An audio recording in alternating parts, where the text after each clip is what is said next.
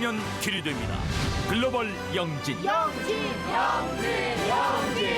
영진 전문대학교. 여러분 안녕하십니까? 서울 신당역 스토킹 살인 사건이 발생한 지 벌써 1년이 지났습니다. 대구에서도 스토킹 관련 범죄가 잇따르면서 신변보호 요청이 늘고 있지만 이 피해자 전담 경찰관이 턱없이 부족한 상황인데요. 대구 지역 경찰관 한 명이 맡은 사건이 112건에 달합니다. 안상혁 기자가 보도합니다.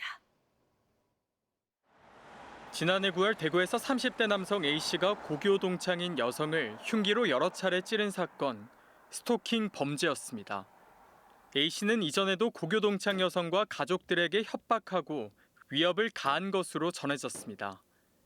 이렇게 스토킹 범죄가 늘어나면서 피해자 신변보호 조치도 급증하고 있습니다. 경찰청에 따르면 범죄 피해자 안전조치 건수는 29,300여 건으로 3년 전에 비해 2배 이상 늘었습니다. 특히 2021년 스토킹 처벌법 제정으로 스토킹 범죄가 신변보호 대상에 포함되면서 지난해 스토킹으로 인한 신변보호 조치 건수는 7,091건으로 전년보다 5배 가까이 급증했습니다.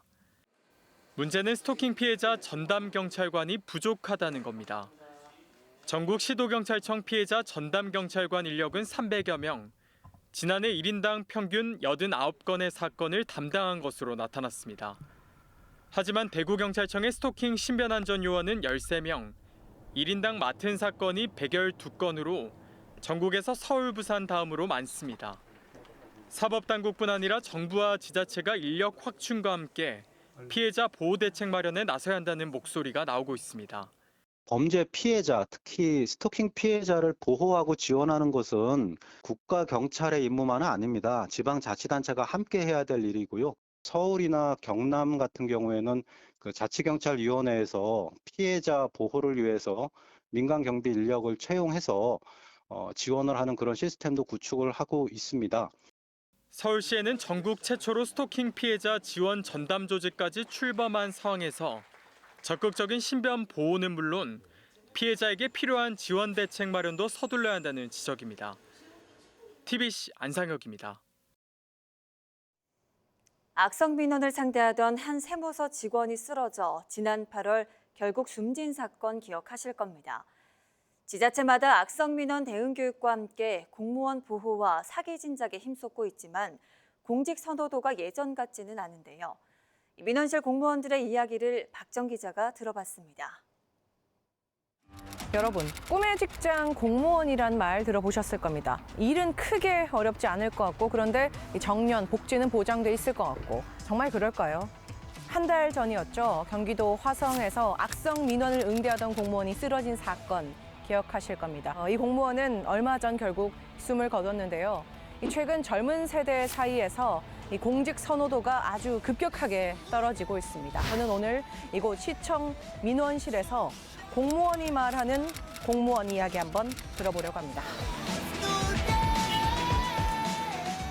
퇴사를 하거나 이런 분들도 사실 예전에 비해서 많이 늘었잖아요. 하는 업무가 사실 그 밖에서 보시는 곳과는 다르게 저희도 정말 좀 어렵고 힘든 업무 하고 있는데 사실 그 인식이 쉽게 일을 한다 이런 부분이 그게 더 마음적으로 힘든 것 같습니다. 이 공무원 공직 사회라는 게 봉급도 적고 또 여러 가지 또 사회적 인식도 예전에는 공무원 하면 좀 해줬는 편인데 지금은 좀 사회적 인식도 좀 낮아졌다고 볼 수 있고. 막말이라든가 좀 폭언을 경험하신 적도 있나요? 간간히 그런 거는 들어본 것 같습니다. 민원 업무를 처리하는 데 있어서 힘든 점이 있으니까 아무래도 퇴사를 고민하시는 분도 있는 것 같습니다. 저희도 뭐 편하게 일하는 것 같고 하지만 민원 업무를 잘 처리하려고 노력하고 있으니까 뭐 철밥통이다라고는 생각 안 해주셨으면 좋겠습니다. 악성 민원에 대해서 마음 아프죠.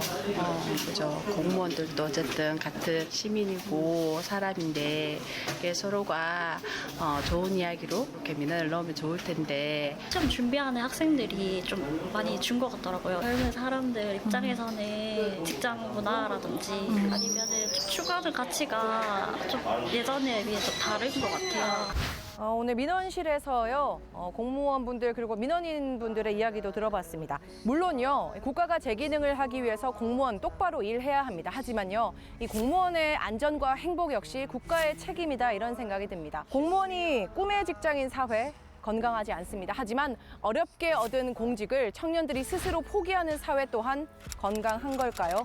묻고 싶습니다. 추석 연휴 나흘째인 오늘 청명한 가을 하늘 아래 주요 관광지마다 가족 단위 나들이 객들의 발길이 이어졌습니다. 경주 첨성대 핑크뮬리 단지와 대구 구모강 하중도 등에는 신선한 날씨 속에 가을을 만끽하려는 시민들로 온종일 북적였습니다. 수성목과 김광석길 등 도심 관광 명소에도 황금 연휴를 즐기려는 나들이 객들의 발길이 이어졌습니다. 한편 귀경 차량과 나들이 차량이 몰리면서 상습 정체 구간인 중앙고속도로 다부터널 인근과 중부 내륙고속도로 선산 IC 부근에서 지정체 현상이 빚어지기도 했습니다. 시효가 지나 못 받게 된 대구 경북의 지방세가 최근 4년간 139억 원에 달하는 것으로 나타났습니다. 국민의힘 김용판 의원이 행정안전부에서 받은 자료를 보면 최근 4년간 시효가 지나 소멸한 지방세는 경북 115억 원, 대구는 24억 원이었고 경북은 전국에서 6번째로 많았습니다. 김 의원은 지자체가 행정소송을 통해 지방세 소멸 시효를 늘릴 수 있지만 최근 5년간 소송한 곳은 전남 한 곳뿐이라고 지적했습니다. 대구시는 올해 들어 지난 8월까지 조상 땅 찾기 서비스를 통해 16,655명의 신청을 받아 5,494명의 토지 정보를 제공했다고 밝혔습니다.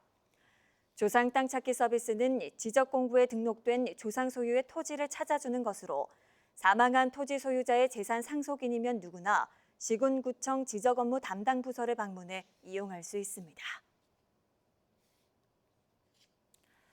경상북도가 첨단 스마트 농업을 본격적으로 확대합니다. 경상북도는 상주시 함창읍에 4.5헥타르 규모의 스마트팜 단지를 추가로 조성하고 다른 시군으로 확대할 계획입니다. 또 안동에 이어 의성군 사곡면에 사과 노지 스마트팜 단지 95헥타르를 조성하는 한편 경주와 상주, 경산 등 5곳의 스마트 농산물 산지 유통센터를 건립하고 첨단 축사 관리 시스템도 구축합니다. 군위군이 대구 경북 지자체 가운데 최초로 부패 방지 경영 시스템 인증을 획득하고 청렴 행정 강화에 나섰습니다. 군위군은 종합 청렴도 등급 향상을 목표로 반부패 청렴도 높이기 종합계획을 수립하고 청렴 실명제 캠페인과 청렴 교육 등 다양한 정책을 추진하고 있습니다.